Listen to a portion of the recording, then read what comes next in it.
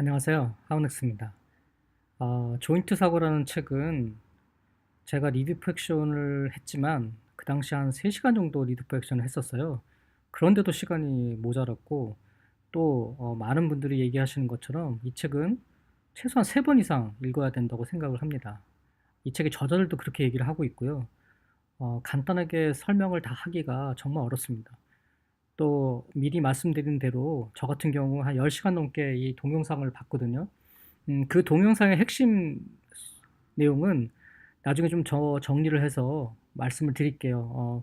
그거 가지고 세미나를 해볼까라고 생각을 했는데 우선 유튜브에서 제가 잘 정리를 해서 가능한 한 많은 내용을 공유하도록 하겠습니다. 그 전에 우선 이 책에서 먼저 꼭 짚고 넘어갈 부분이 있어서 오늘은 그 점을 얘기해 보고자 합니다.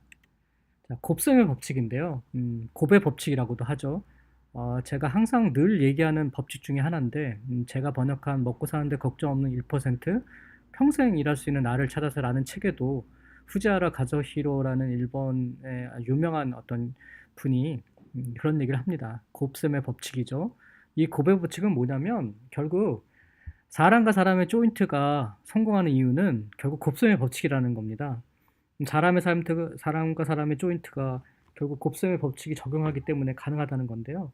뭐 예를 들어서 각각의 어떤 레벨이 10점이라고 하면 10점 곱하기 10점이면 100점이죠. 근데 10점 플러스 10점은 20점밖에 안 되죠. 무슨 말이냐? 덧셈은 20점밖에 안 되지만 곱셈일 경우는 10점의 포인트를 갖고 있는 사람과 또 10점의 어떤 레벨을 갖고 있는 사람이 합쳐지면 100의 성과를 낼 수 있다는 겁니다. 그러면 100을 두 사람이 나누어도 50이니까 한 사람이 했을 때보다는 무려 5배의 성과를 얻는 거죠. 이 경우 사실 이 저자 두 사람, 사또하고, 그 다음에 고주마라는 사람도, 사또가 어떤 학원을 하고 있었다고 해요. 비즈니스 학원을. 인터넷 뭐 비즈니스를 가르치는 학원이었던 것 같은데, 거기에 고주마가 온 게 계기가 돼서, 그래서 둘이 이제 조인트를 했다고 하는데요. 여하튼, 이런 그 곱셈의 법칙이 굉장히 중요한데, 곱셈의 법칙에 어떤 함정이 있습니다. 무슨 말이냐? 한 사람이 0.5거나 아니면 아예 0이다. 그러면 1 곱하기 0은 0이죠. 뭐100 곱하기 0도 0이죠. 그냥 어처구니 없는 경우가 나타날 수 있고요. 또 내가 가고자 하는 방향과 전혀 다른 마이너스 방향에서 구부의 법칙이 일어나면 완전히 이거는 안 하니만 못하는 그런 얘기가 됩니다. 또 초보자 레벨에서는 누군가랑 조인트를 해도 거의 효과가 없다는 겁니다. 왜냐하면 1점인 사람과 1점인 사람이 손을 잡아도 1점 곱하기 1점은 1밖에 안 되죠. 그러니까 1점이 그대로니까 두 사람이 나누면 0.5점밖에 안 되기 때문에 오히려 손을 잡은 후 1인당 수익이 더 줄어든다는 겁니다.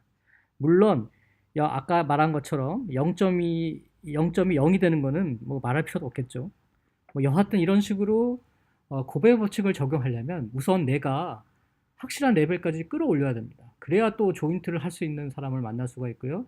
내가 어느 정도의 레벨까지 일단 조인트의 상대가 될 만한 레벨까지 끌어올리고 난 다음에 조인트의 상대를 찾아라라는 게 이 책에서 얘기하는 내용 중에 핵심이기도 합니다. 그리고 또 하나 중요한 거는 그러니까 당신이 넘버원이라고 자부할 수 있는 거를 습득하라는 겁니다.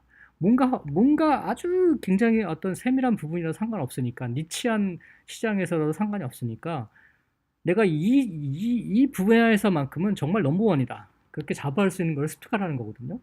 왜냐하면, 단 한 가지라도 어떤 그 스킬이 굉장히 뛰어나게 되면 모든 면에서 우수하다고 사람들은 생각을 한다는 겁니다. 이 책에 어떤 그런 도표가 나오는데요. 무슨 말이냐면 예를 들어서 내가 리서치 능력도 대단하고 기획력도 대단하고 뭐 집객력도 대단하고 판매력도 대단하고 이럴 수 없잖아요. 예를 들어서 리서치, 기획력, 뭐 세일즈, 그다음에 뭐 여러 가지 어떤 그 내용이 있다고 했을 때 영어도 잘하고 뭐 일본어로 잘하고 뭐 그런 게 있다고 하면 사실은 정면에서 보면 하나하나가 다 각각 굉장히 뛰어난 능력이지만 측면에서 보게 되면 어느 한 부분이 넘쳐 흐를 수 있거든요. 그러니까 한 부분만 아주 뛰어나게 보이는 거죠.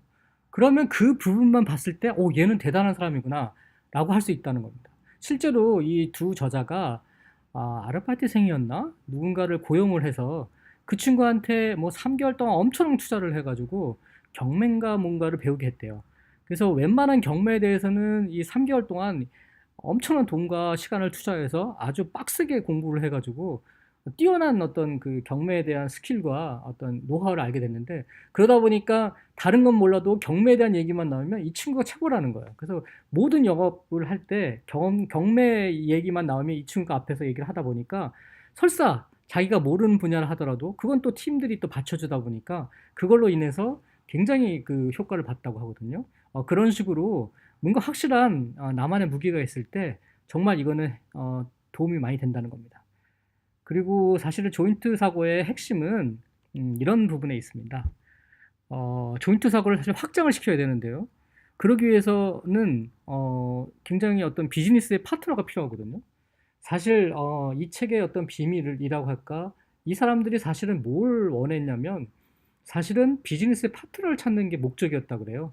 그러니까 뭐 30억을 벌었느니 50일 동안 50억을 벌었느니 하는 것도 물론 중요하지만 이 사람들은 처음부터 거기까지가 끝이 아니라 내가 이 사업을 도대체 어떻게 하면 확장시킬 수 있을까?